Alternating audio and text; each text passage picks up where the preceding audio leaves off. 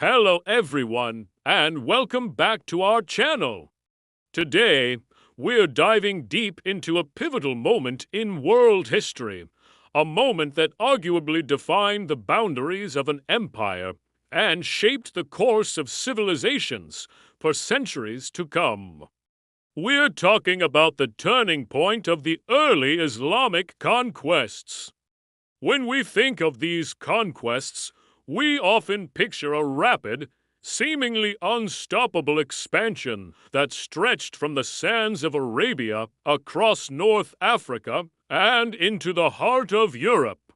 In just over a century after the death of the Prophet Muhammad in 632, the Umayyad Caliphate had forged one of the largest empires the world had ever seen. Their armies were disciplined, their commanders brilliant, and their motivation was sky high. They had toppled the mighty Sasanian Empire in Persia and seized vast territories from the Byzantine Empire, including Syria, Egypt, and North Africa. It seemed like nothing could stand in their way. By the early 8th century, Islamic forces under the command of Tariq ibn Ziyad crossed the strait that now bears his name, Jabal Tariq, or Gibraltar, and entered the Iberian Peninsula. The Visigothic kingdom, weakened by internal strife, crumbled before them.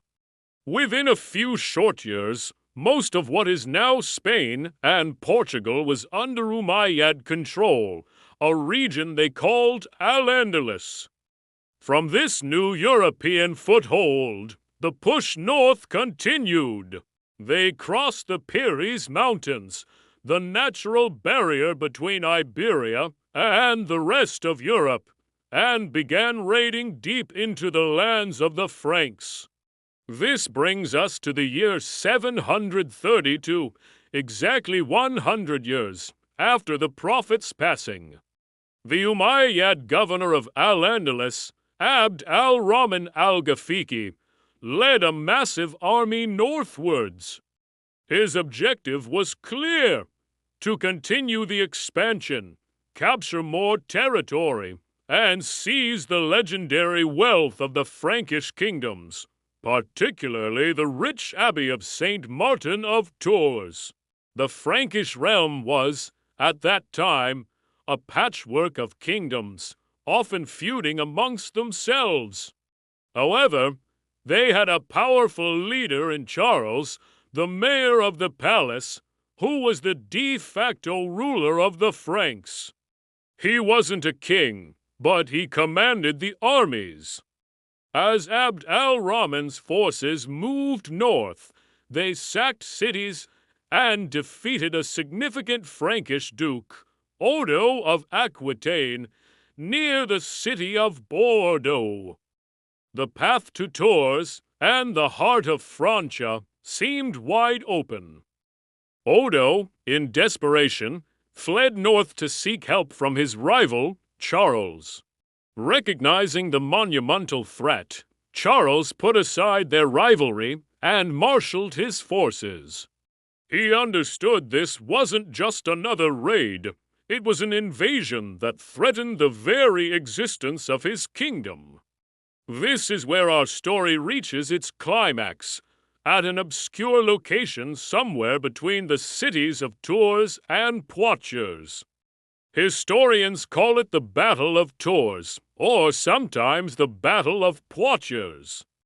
For about 7 days, two of the world's most powerful military forces faced each other.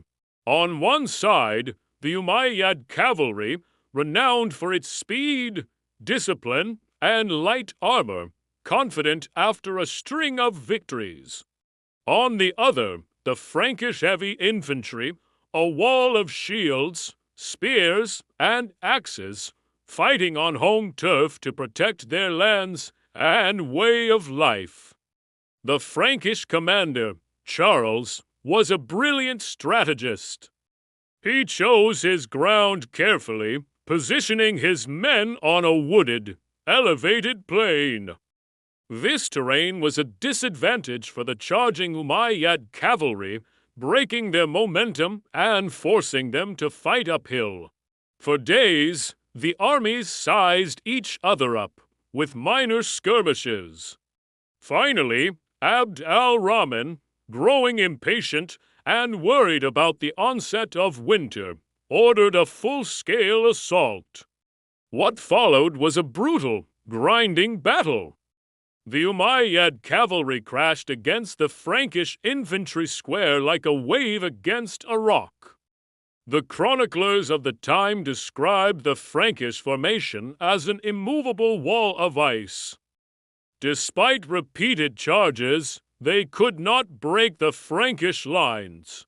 The disciplined heavy infantry held firm, their long spears and heavy armor proving effective against the lighter-equipped cavalry. The turning point within the battle came from a clever move by Charles. He had sent scouts to raid the Umayyad camp, where all the spoils of their campaign were stored. When word spread through the Umayyad ranks that their camp was being looted, many cavalrymen broke off from the main assault to rush back and protect their wealth. This created chaos and confusion. Abd al-Rahman tried to rally his men, but in the ensuing mayhem, he was surrounded and killed. The loss of their commander was the final blow. As night fell, the Umayyad army, disheartened and leaderless, retreated. The next morning, the Franks prepared for another attack, but the enemy camp was empty. The Umayyad army had withdrawn south, back over the Pyrenees. The victory was monumental. Charles was hailed as a hero, earning the nickname Martel, or the Hammer, for the crushing blow he had dealt the invaders. But what was the long-term significance of this single battle? Why do so many historians consider the Battle of Tours a crucial turning point? First, it halted the northward expansion of Umayyad forces from the Iberian Peninsula into the heart of Europe. While it didn't immediately end raids, it marked the high watermark of their advance. Never again would a major Islamic army push so far into Francia. The Pyrenees Mountains would become the effective, long-term frontier between the Islamic world of Al-Andalus and the Christian kingdoms of Western Europe. Second, the victory massively boosted the prestige and power of Charles Martel and his family, the Carolingians. His success legitimized his rule over the Franks. This power would be passed down to his son, Pepin the Short, and then to his grandson, one of the most famous figures in European history, Charlemagne, the first Holy Roman Emperor. The Battle of Tours, therefore, laid the foundation for the rise of the Carolingian Empire, which would define the political and cultural landscape of Europe for the next century and beyond. Now, it's important to view this with a bit of nuance. Some modern historians argue that the importance of the battle has been exaggerated over time, suggesting that the Umayyad Caliphate was already facing internal problems and overextension. Civil wars and rebellions, like the Berber revolt in North Africa, were already straining its resources.